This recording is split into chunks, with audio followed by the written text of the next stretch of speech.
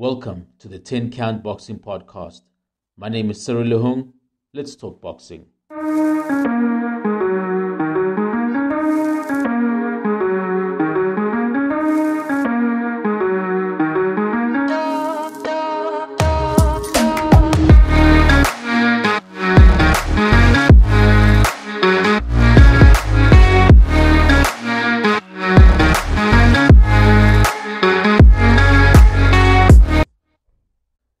Another day in the world of boxing means another day of hearing bizarre announcements. David Benavides lost his WBC super middleweight title on the scales ahead of his win over Alexis Angulo. So what did the WBC do? They called for the newly vacant title to be fought between Saul Canelo Alvarez and Avni Yildirim. What puzzles me is that Canelo is not even on the WBC ratings in the 168 pounds division. Now there are reports that the network the Mexican superstar signed with, DAZN, will not approve a fight against Yildirim. So much drama. Speaking of the WBC, who is as excited as I am about this weekend's heavyweight interim title bout between Dillian Whyte and Alexander Povetkin? I like the fight. One of the things that bothers me about it is that Whyte has been ranked number 1 by the WBC for so long that the Guinness Book of Records are probably trying to figure out when was the last time somebody had that rating for so long without actually getting a title shot. I'm also bothered by the fact that Povetkin has tested positive for bad substances so many times that his team probably lost count. I know I have. Anyway, moving on to local news. This week I spoke to trainer Toweel about some of his fighters, and he's excited about what is to come. Golden Gloves Promotions announced that they will be hosting the opening round of the Cruiserweight Super 4 tournament this year. Toweel's unbeaten star, Akani Phuzi, will take on Phuzi-Thompson in a rematch of their 2018 fight, which Phuzi won.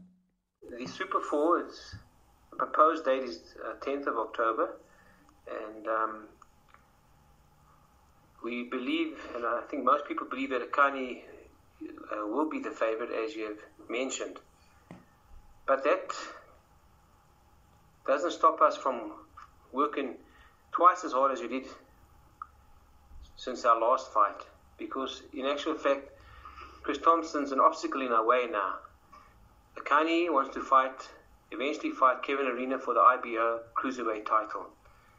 And to get to that point, he has to beat Phuzi-Thompson. He has to win the Super 4. He has to win his next fight thereafter. It's part of this whole long-term plan. So we're taking this fight very seriously. He's very excited about it. He's been training extremely hard, and being the favorite makes him even more determined. And there's a lot of pressure on us to maintain that favoritism. So I think, yes, we're in for a very good fight. I've ignored what happened in the last 2 fights, even though Akani did win. So it's a total different game plan we're going to have this time, and we believe we're still going to win. But Phuzi-Thompson's an obstacle for us, and we have to blot him. We have to get him out of the system for us to proceed to the next level. Toweel also spoke about how the lockdown and ban on international travel has affected his fighters. With the lockdown, it hasn't affected us negatively in terms of traveling out of the country. And I'll tell you why. Most of my fighters there's still a lot for them to achieve locally. Akani Phuzi is one of them. The other one, gentleman, Refiwa Nemashungwa, he's the number 3. He's the mandatory challenger for the Ronald Molini's bantamweight title. So that fight can be hosted somewhere here in South Africa. Bangili Nyangani's number 1 mini flyweight. He can challenge Kusa. That can happen here in South Africa. So for the next 6 months, I think we're safe. There's a lot of good local match-ups that we can have with a lot of guys from my camp in each of the divisions, from the cruiserweight right down to the mini flyweight division. The trainer also discussed prospect Nqothole. Nqothole, very promising future. We're planning to fight on the Golden Gloves bill in the first week in December against Nqothole-Malajika. That fight has been agreed upon for the WBA Pan-African Junior Bantamweight title. I think that's a real good local matchup. Should he beat him, which I believe he will, then he'll be ready for the big boys. There's still a lot of good local junior bantamweights that he can fight here, but he can even look beyond the borders of South Africa. His true potential has not come out yet in the professional ranks, so there's a lot to see from Siko. He's a talent second to none, and I think that in 3-4 years' time, he'll be right up at the top of the junior bantamweight division. We also had to talk about the veteran in Toweel's gym, Chifiwa Munyai, who has won his last 4 fights, including against Siposetu Mvula, to claim the SA lightweight belt.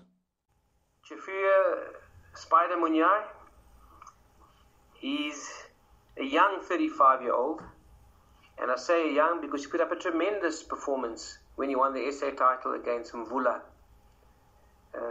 Many people thought he had no chance, considering that he lost consecutively twice, once to Zinga and then to Mahemu. But since those fights, he's come back nicely, 4-fight winning streak. I believe he's got another good 3 to 4 years left in him. I've got utmost faith in him.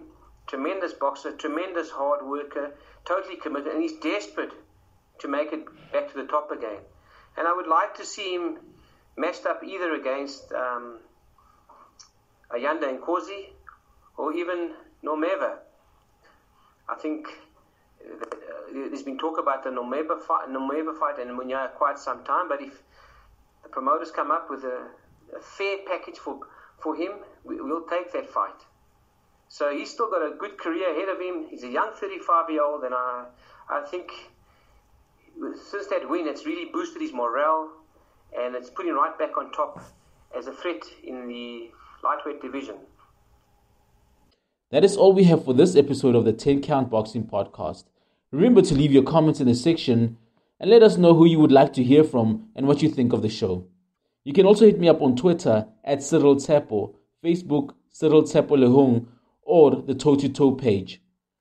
I'm also on Instagram as Lehong Cyril Tsepo. Until the next episode, stay safe.